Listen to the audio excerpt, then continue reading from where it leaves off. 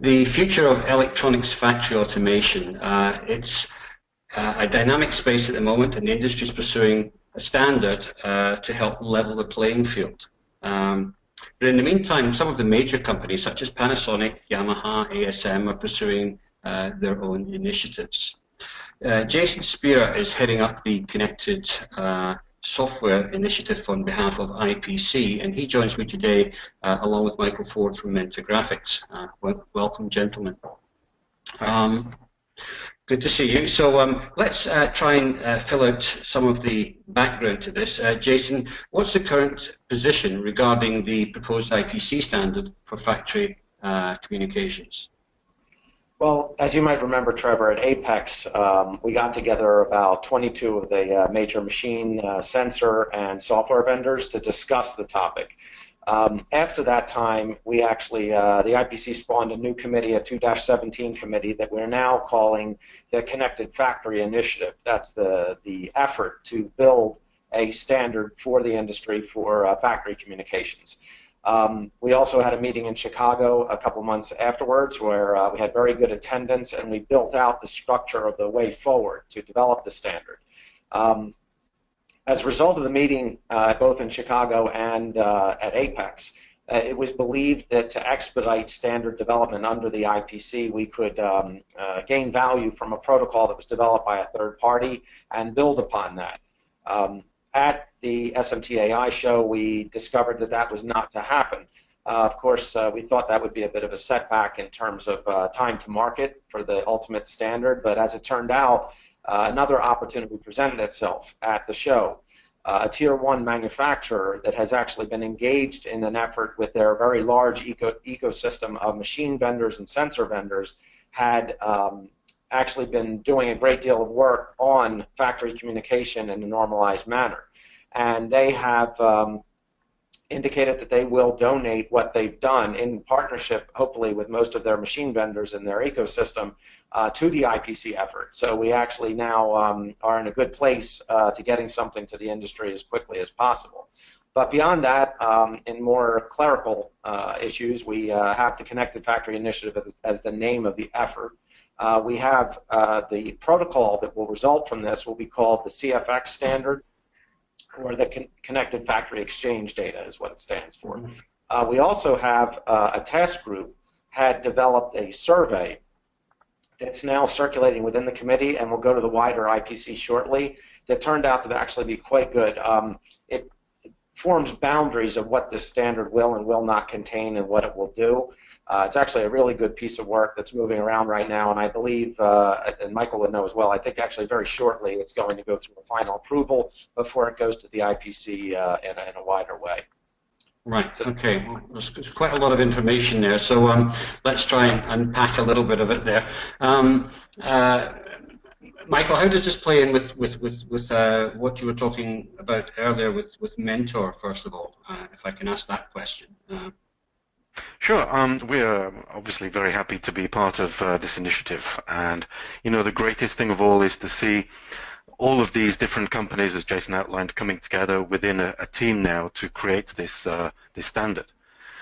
Because you know, for so many years we've all been trying to play different games, having difficulties to talk to machines, having difficulties to create value, and you know, at the end it's the customer that suffers. It's the customer that doesn't get the opportunity to do what they want with the data.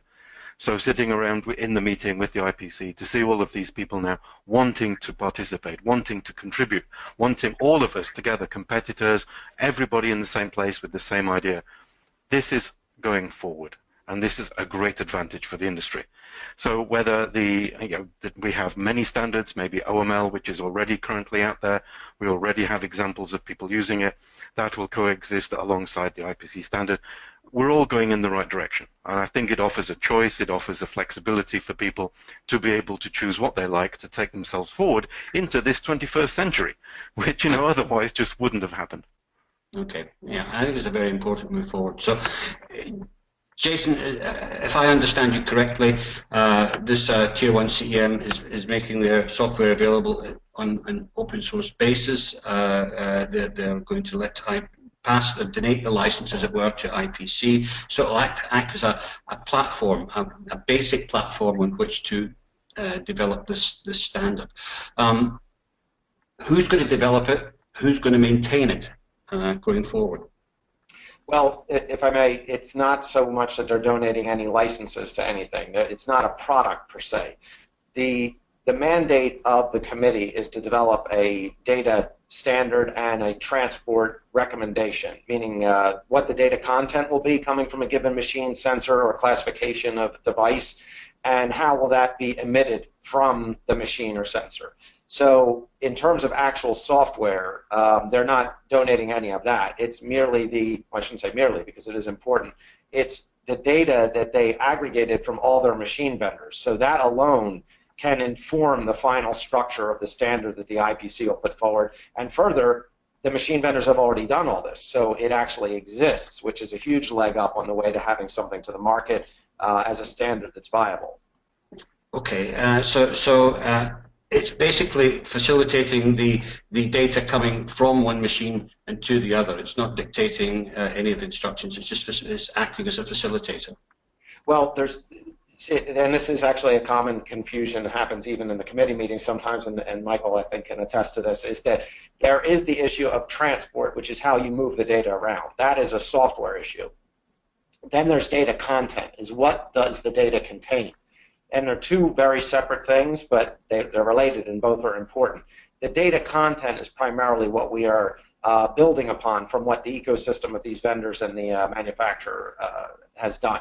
And then, of course, the survey I mentioned is it covers both of those issues as to what the industry considers important, most important versus not, and so forth, so that the standard, our desire out of the gate is as comprehensive as possible, but doesn't have a lot of extraneous things that nobody is really interested in for time to market reasons. Right, okay. So let's widen the debate a little bit and say, well, we have some existing vendors in the market, pick-and-place companies, for example, who have their own software solutions. How is this going to play into somebody like ASM or somebody like Panasonic or people like that? Are they going to be able to plug into this seamlessly, or how is that going to work? Well, sure. Okay. I mean, who wants to pick that up? Do you want to pick that up, Michael? Sure, I'll start. Yeah, I think we've seen in the past machine vendors basically having to create their own, which they create and use information for different tasks. And they come up with things like line solutions, reading data from inspection machines and going back and modifying SMT machine behavior. And this has kind of proven things. Things have been going on for a long time. The problem is that they've been happening in a proprietary environment. So within this new standard, okay, you could say that we're bringing the data out from all of these machines such that anybody could come along and create whatever solutions they like. They may be line-level solutions, machine-level solutions, or site-level, enterprise-level. All of these different things are allowed. But also there's a flip side to that, in that the information is also available back to the machine vendors from other processes, from other lines, from things like materials and work orders. So this is a two-way street, and it really enables a lot of new ideas to be taken forward at all of the different levels, giving machine vendors empowerment to develop additional solutions, whereas we can also then provide solutions on the site level from people like Jason and ourselves. So, this is really just opening up the whole opportunity. And the data availability, which does plug and play into all of these machines and systems, is really there to enable all of this to happen. We're not controlling what people will do with the data. We're simply giving them the opportunity to go away and think of some great ideas to help manufacturing go forward. So this is extending beyond just the line software. This is going to go to a wider enterprise software in the factory? Yeah, potentially it can go to all of those different levels, because once you have the information and you're propagating it up to MES or ERP levels, or let's say computerized solutions like Industry 4.0 or smart factories, yeah, you've got the information. That's the tools that you need to create the kind of solutions that people need. Okay. So Jason, coming back to the question we had way back at Apex, do we have a better view on the timeline when we can expect to see something actually that's going to be usable or workable introduced to the market? At Apex and the SMTAI show, I said that you would have to speak to the IPC leadership, but I can tell you that our target is that actually at Apex something of tangible value is announced at that time. That's one of the targets we have internally now. So Michael, I mean, this is more than just a line-level software integration. It goes further up. Can you explain to our viewers a little bit deeper how this is going to work? Traditionally, for example, you can go to a machine on the shop floor, take out a report, and 80% of the data you get is going to be almost meaningless because the machine only knows what it's doing from its own perspective.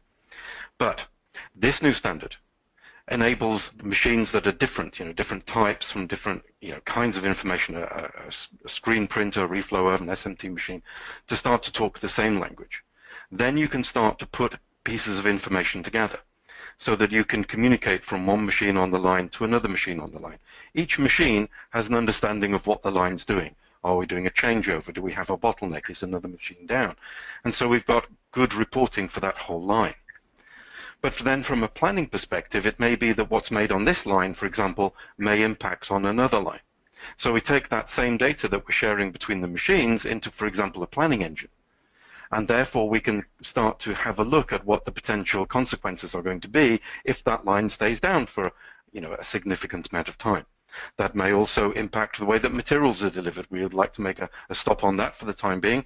Maybe we'd like to reschedule and move materials around to do production of a different product somewhere else. So immediately, all of the different functions that we see in the factory are all getting the same picture of the same thing at the same time.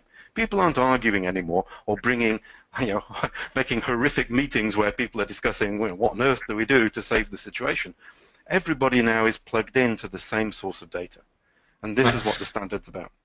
Yeah, I think that's very important, Jason. A lot of the pick and place machines, for example, are always looking to see what inventory they need to bring to the line so they make the maximum uptime. And even going beyond that, in some factories, they want to see where the suppliers are providing just-in-time materials to the factory. So this is all going to play in together. It is. Well, the standard that we're talking about is a bit of an enabler to that, because in that description you just gave, you were encompassing extra corporate data sets going into the supply chain, ERP, the host system, which would typically be the MES or MOS system in the factory, and then all the assets and the devices. So it's a huge, to get everything that you just discussed to happen, spans from the warehouse out to the loading dock and through ERP and into the business. So it's the data that underpins all that has traditionally been handled by armies of IT people trying to customize things. And with a standard for the data exchanges that underpins all the analytics involved in what you described, simplifies that immensely. And I really think that's one of the core goals of this. And in fact, in the charter for the IPC effort, it's specific that we are not to tell a customer in the standard what to do with the data, analyzing it, or make logic decisions upon it. This is an enabling data stream that underpins anything the customer wants to do in the factory, but not telling them what to do with the data. Right, okay. Well, it certainly sounds a very exciting project. Obviously, there's an element of constant updating needed, constant development needed, and this is going to be undertaken by a team, I believe, on the committee. Is that how it's going to work, or is it going? Because the issue we had before, of course, with the previous IPC CAMEX was the fact that it was developed and then not really supported after that. So do you have a plan for keeping this monitored and up to date? Michael likely remembers there was a spirited discussion in Chicago at one of the IPC meetings about that very subject. And the evolution of the standard is particularly important to the machine vendors, because the machine vendors are typically the first that intercept the demand from a customer that I need that data augmented from that machine, and I'm not going to wait 12 months for a committee to say it's okay. So at least at present, it seems that the committee will define baseline data sets that are essentially, to be compliant with the standard, you would have to have those, and they would be relatively basic and self-evident that a machine probably should generate them. But then as the machine vendor needs to augment it, there would not be an approval process to do so. There's ways in modern data architectures to basically allow someone to extend the data set without it upsetting anything else anyone else is doing, and it would then go through a review. So the IPC would be aware that it occurred, but the IPC would not be in any position where it would be telling someone not to extend the data from their machine to accommodate a customer. So, Michael, if it's not going through a committee, then well, where is the decision process going to be made? Is it going to be like a mini committee of, say, 3 people that are going to look at it and make an instant decision, or who makes the decision there? Well, I can draw from my experience with the IPC 1782. We actually got a new standard which is being published this month, which is the first ever traceability standard. The IPC have basically, the task group, have rocketed through this. I think it's the fastest standard that's ever been made within a year.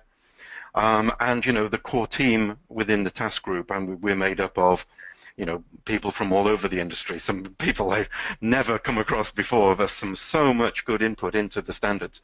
And this is going to happen again for the Connected Factory Initiative. There will continuously be a lot of people who are very interested in this standard because it drives the whole of manufacturing. This is the enabler for everything else that happens now on the shop floor in a computerized environment. So there is no way that you can take the eye off the ball. There is no way that you can have just a subset of people making decisions.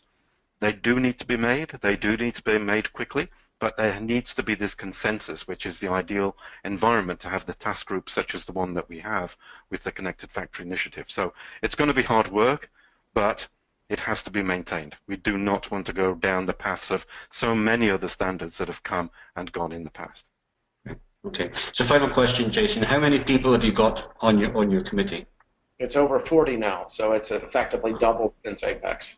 And the input, and I think Michael would probably agree, I hope, is the input from the committee has been really gratifying. And I think it's because of what Michael mentioned, is that the industry has now come to a point where this is no longer a curiosity or something that people will just give lip service to. It is critical to solve this data exchange issue, and you can see it in the work being put in by the committee members and the task groups.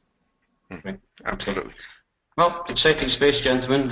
Thank you for bringing us up to date with it, and we'll look forward to the tangible results we're going to see at Apex. Thank you for joining us. Thank you. Thank you.